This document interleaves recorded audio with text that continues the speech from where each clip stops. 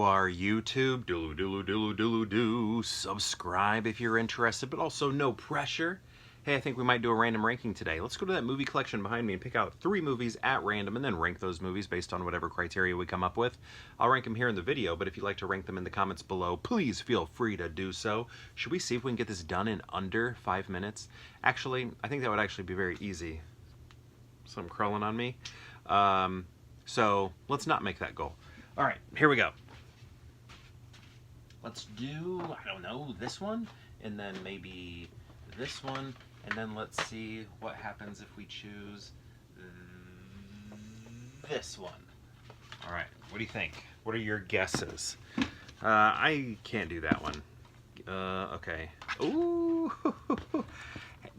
They're all the same to me. They're not all the same, but 2 and 3, even though I've seen them, I don't know what's going on in them.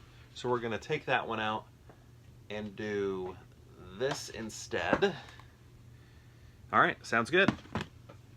So, the one I just grabbed is The Innkeepers. Who is this? Like Ty West or somebody? Yes, Ty West made this. So this movie, it has like a very unique quality to it. It feels almost maybe like made for TV, but almost like made for TV, like I'm watching like Beetleborgs or maybe the Goosebumps show. Something about it. There are certain areas in this inn where she's working. Where is she at? Yeah, right there. I don't know, some area where I don't know. I just get this feeling that, I don't know, the production is a little cheap or something, but I don't know if it's the production or the camera, like the film or digital, or I don't know, there's something about it that feels like Beetleborgs. Something about it that feels like Goosebumps. But that's not something against it. I do remember I really liked it. The first time I saw it, second time I saw it, I wasn't as into it, and actually I'm having a tough time even remembering a lot of it now. But I do think like my vibes on it are nice. I just think it's like unique in that weird nostalgia it gives me. But it's that stuff I mentioned, but like in a crisper way, a much more crisp way, if that makes sense. Next we have Bull Durham. 2 big thumbs up from Siskel and Ebert. So I think I've told this story before, but I was watching the special features to Miracle, which is a movie about hockey, where Kurt Russell plays the coach. It's a true story based on the 1984 American hockey team. And I could be wrong on that year. And do you believe in miracles? And Kurt Russell was talking about how he can't watch baseball movies, because Kurt Russell, when he was young, was on the path to become a pro baseball player.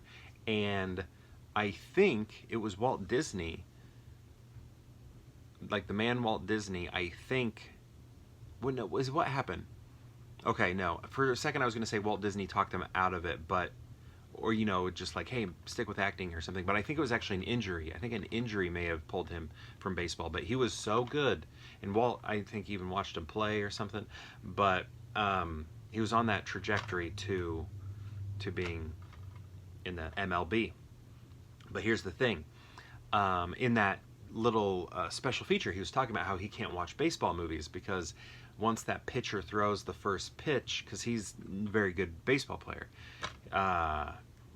knows the game, knows the movements, knows everything, he can't get into it because he's that in tune with actual baseball. When he watches a baseball movie, it just looks so artificial and fake to him.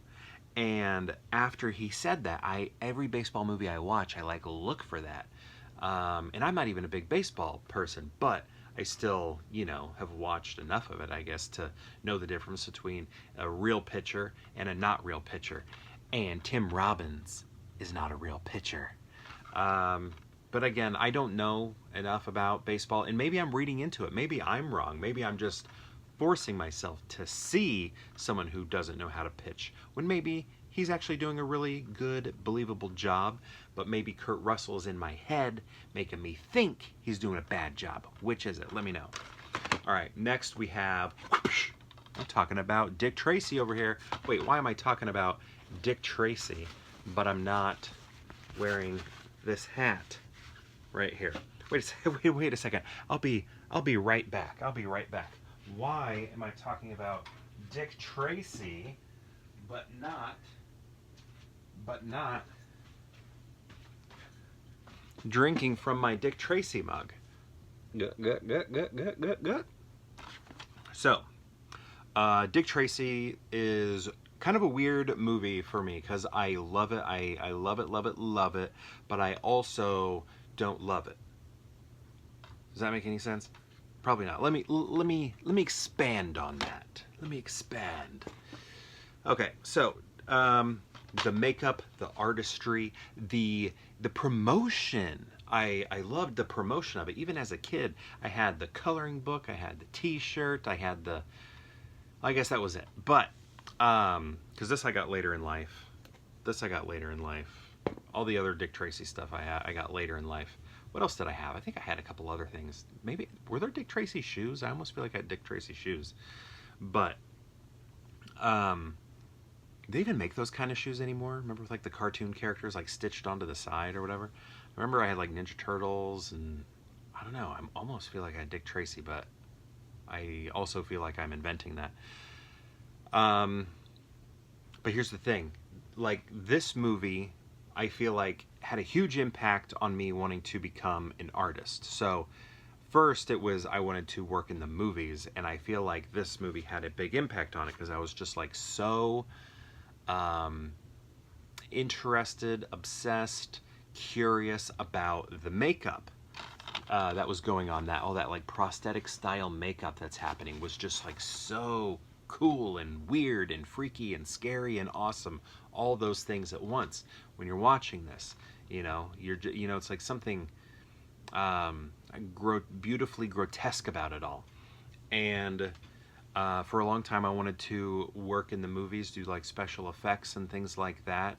For a while I wanted to get into pyrotechnics and stuff like that, but I also didn't know the path to do that. I didn't understand how to get into that. But I still followed a career in art and went to school for art, but I don't know, I guess I just sort of left the working in practical effects behind and just made art instead. But I love this movie in almost every single way, but sometimes when I'm listening to the music, I'm going like this. When Al Pacino's just going, more, like he's just doing that constantly, I'm just like, oh gosh. And that's really it, though. If that's all I'm complaining about, it's still an A+ movie, right? And that's a me issue. That's not a movie issue. That's a me issue. So, how are we going to rank these? Well, I think you know what number 1 is. Also got Flat Top over there. Got Big Boy mug and Breathless Mahoney as well as Dick Tracy here. So what are we going to do? I know what we're going to do. And sorry for all the baseball sports movie fans, because I know y'all are putting Bull Durham at number 1. But what I'm doing is going Dick Tracy, then the Innkeepers, and then Bull Durham. Right there. This is my ranking. But I'd love to know what yours is. Have you seen these movies? And if so, tell me what you think about each one that you've seen. And if you've seen all 3, how would you rank them? I'd love to know. Let me know in the comments below. And I'll get into that comment section a little later. I'm just busy at work this week and probably next week also. But I don't know. Maybe this weekend I can get it back in there. And then we can start talking cinema. Talking movies. DVDs, physical media. Anyway, let me know in the comments below, and perhaps we'll see you tomorrow for more Pure Hangout.